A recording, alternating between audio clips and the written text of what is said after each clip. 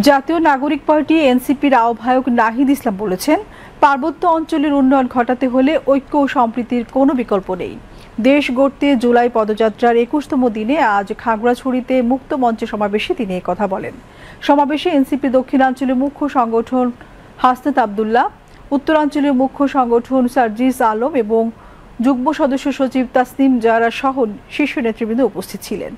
নাহিদ ইসলাম বলেন, বাংলাদেশের সার্বভৌমত্ব নিরাপত্তা রক্ষায় সকল জাতিগোষ্ঠীকে ঐক্যবদ্ধ হতে হবে। ক্ষেত্রে শিক্ষা, স্বাস্থ্য সুবিধার ক্ষেত্রে কিন্তু আপনারা প্রত্যেকটা জনগোষ্ঠী বঞ্চিত, যারা পাহাড়ে বসবাস করেন। ফলে পাহাড়ের যদি উন্নয়ন ঘটাতে হয় তাহলে আসলে আপনাদের ঐক্যের কোনো বিকল্প নেই, সম্প্রীতির কোনো বিকল্প নেই।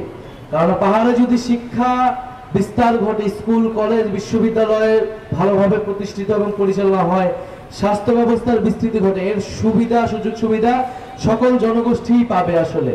ফলে আপনারা আপনাদের নিজেদের সুবিধার জন্য, নিজেদের স্বার্থের জন্য সকল জনগোষ্ঠীর আসলে ঐক্যবদ্ধ হতে হবে এবং সম্প্রীতির সাথে এই পাহাড়কে এগিয়ে নিয়ে যেতে হবে।